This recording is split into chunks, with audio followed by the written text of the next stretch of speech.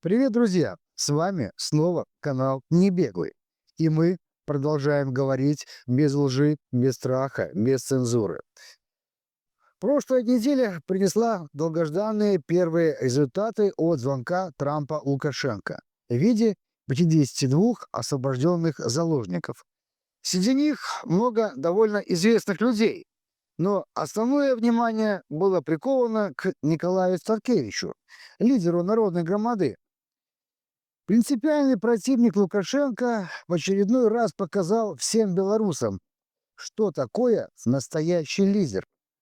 Можно по-разному относиться к поступку Статкевича, но то, что мы увидели, заслуживает огромного внимания и уважения.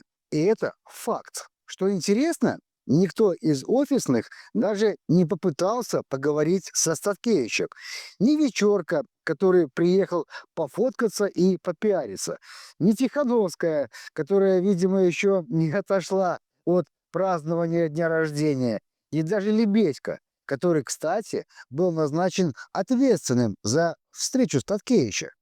Впрочем, такая реакция понятна, потому что Статкевич – это прямая угроза для бизнес-проекта офиса Светланы Тихановской. Но давайте обо всем по порядку. А пока что проверьте, подписались ли вы на наш канал.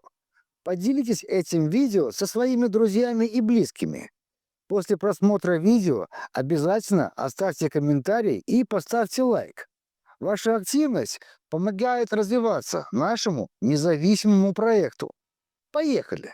Выход первой партии политзаключенных в рамках сделки Трампа и Лукашенко ожидался всеми. Вопрос был только в количестве выпускаемых заложников и их фамилиях, а также в плюшках, которые получит за это диктатор. В итоге, когда появились первые списки заложников, которых удачно продал Трампу режим, большинство обрадовалось, что увидели там фамилию Николая Статкевича. Большинство – это, конечно, не все, но об этом чуть позже. При пересечении границы с Литвой Николай Статкевич категорически отказался покидать свою родину. Он заявил, что, во-первых, колхозный диктатор не будет указывать, где ему жить и что делать, а во-вторых, Статкевич объявил, что останется со своим народом. Кто-то увидел в этом поступке безбашенность, кто-то нерациональность. Но, видимо, в этом и заключается настоящее лидерство, чтобы делать порой поступки, которые не всем понятны в момент их совершения. Очевидно, что офис боялся приезда Статкевича. Тем более, они, видимо, уже знали, что еще по дороге в разговоре с американскими дипломатами Николай Викторович прямо назвал Тихановского предателем. У настоящих лидеров есть такое право – называть вещи своими именами. Поэтому никто из офиса, ни сама Тихановская, ни серый кардинал Вечерка, ни куратор Лебедько даже не попробовали поговорить со Статкевичем, потому что прекрасно понимали, что могли бы от него услышать. Да, и, наверное, у некоторых из них был бы велик шанс встретиться с кураторами из КГБ в масках, которые потом и увезли Статкевича в неизвестном направлении. По последней информации, если верить словам нашей Нивы, Николай Статкевич находится в тюрьме в Глубоком. Партия «Народная громада» эту информацию не подтвердила.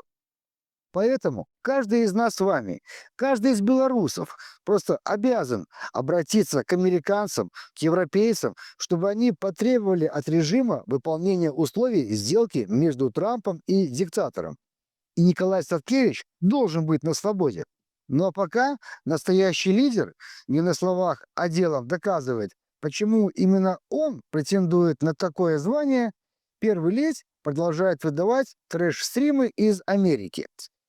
Обсуждать суть этих стримов даже не хочется, потому что в них просто поток сознания Сергея Тихановского, из которого видна только одна цель – дайте больше денег. Никакой-то минимальной стратегии, никакого плана, никакого сокрушительного удара, а только просьбы и уговоры донатить, донатить, донатить. В довесок к этим стримам на неделе пришли ответы тем, кто записывался в команду Тихановского.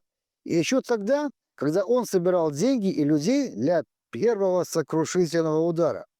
Естественно, форму регистрации заполнили и независимые журналисты, которые и опубликовали ответ от Тихановского. Так вот, знаете, куда Тихановский набирал людей? Все просто. Ему нужна ботаферма, которая будет создавать активность и поддержку на его стримах, роликах и публикациях в YouTube и Телеграме. Вот такой вот удар по режиму. Ну и в этом же стриме Тихановский подтвердил, что записи и стримы на его каналах негативно воспринимаются белорусами. Он, правда, предположил, что это из-за того, что люди боятся его поддерживать. Но у меня для Сергея Тихановского есть плохая новость. Это даже не полная реальная оценка его деятельности. Своими словами, делами и игнорированием острых вопросов Тихановский снизил доверие к себе практически до нуля. А пока муж первой леди пытается собрать денег с белорусов за океаном, сама Тихановская продолжает ездить по Европе в поисках финансирования. Естественно, финансирование на политзаключенных.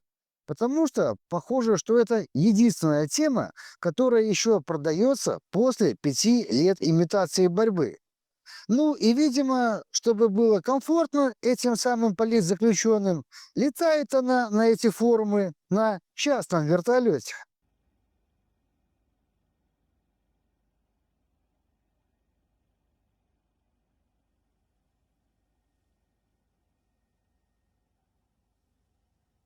И в это же время белорусов снова призывают донатить. Естественно, на поддержку только что вышедших политзаключенных. И донатить снова через Байсол, кошелек вечерки и компании. И тут уже возникает вопрос к самим белорусам. Что с вами не так? Да, я полностью согласен, что наших ребят надо поддерживать.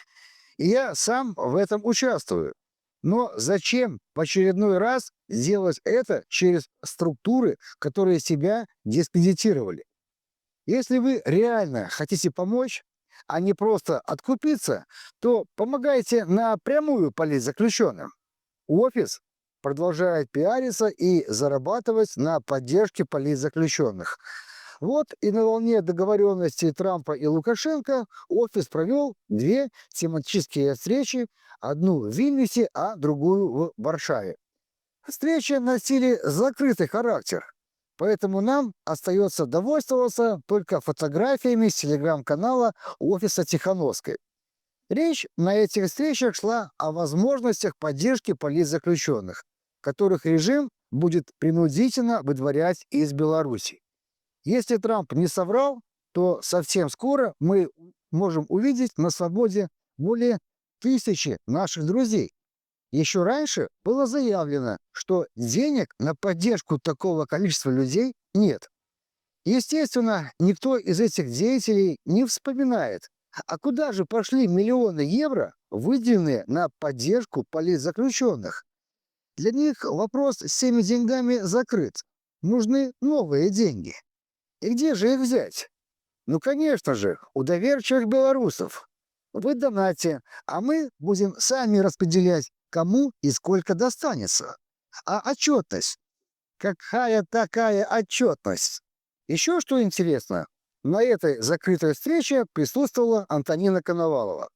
Обычно закрытые встречи предполагают, что ее организаторам не хотелось бы, чтобы информация с этой встречи просочилась наружу.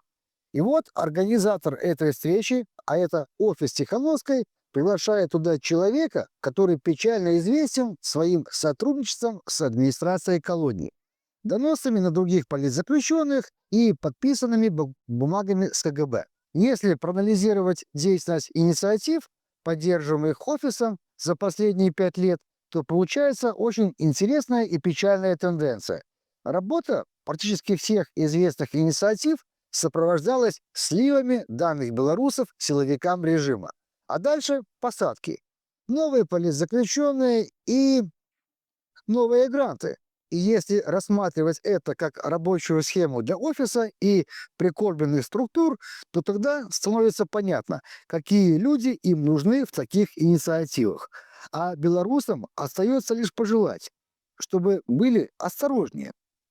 Это касается в первую очередь тех, кто остается в Беларуси, особенно родственников политзаключенных. Ну и вернемся еще раз к вопросу выдворения режимом заложников в Литву.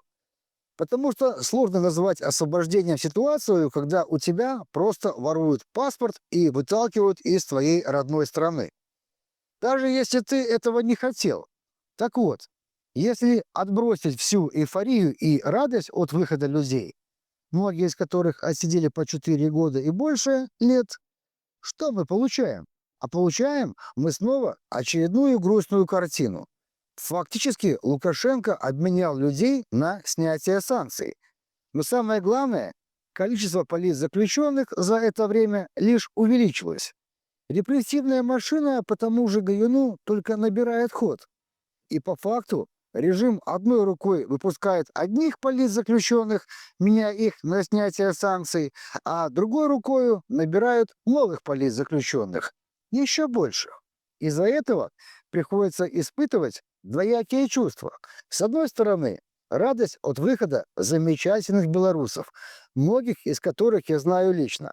А с другой, полное разочарование, что итогом 5 лет борьбы с режимом стала такая ситуация, когда режиму и его пособникам возвращается возможность и дальше пользоваться своим капиталом, и даже наращивать его. А в обмен от него требуется лишь вернуть людям то, что у них было незаконно отобрано – свободу. Это и есть та самая победа белорусов, о которой так часто можно услышать из офиса. А ведь многие так и не дождутся свободы. Некоторые уже и не дождались. Об очередной жертве режима Андрее Поднебенном сообщила на неделе его мама. Все прекрасно понимают, что это не было самоубийством. К сожалению, это не последняя жертва режима, пока наши европейские и американские партнеры будут продолжать заигрывать с режимом, выражать глубокую озабоченность и называть диктатора уважаемым президентом. А наши так называемые лидеры земсил будут всячески им в этом помогать. Если бы, например, закрытие границ для грузов было сделано той же Польшей или Литвой еще в 2021 году, то, возможно, удалось бы избежать такого количества жертв и такого масштаба репрессий. А пока западные партнеры будут продолжать выражать глубокую озабоченность, российские дроны с территории Беларуси начнут долетать дальше, на запад, доказывая таким образом крайне низкую эффективность НАТО в условиях реальной угрозы. Но пока что нам остается ждать, чем закончатся военные учения, откроют ли границу после их окончания и когда выдворят очередную партию заложников. Давайте встретим их достойно. Они это точно заслужили. На сегодня это все, о чем мы хотели вам рассказать. Делитесь видео со своими друзьями. Пишите свои комментарии и ставьте лайки. Поддержите наш канал подпиской. Это важно для нашего независимого ресурса. С вами был канал Небеглый. Скоро увидимся.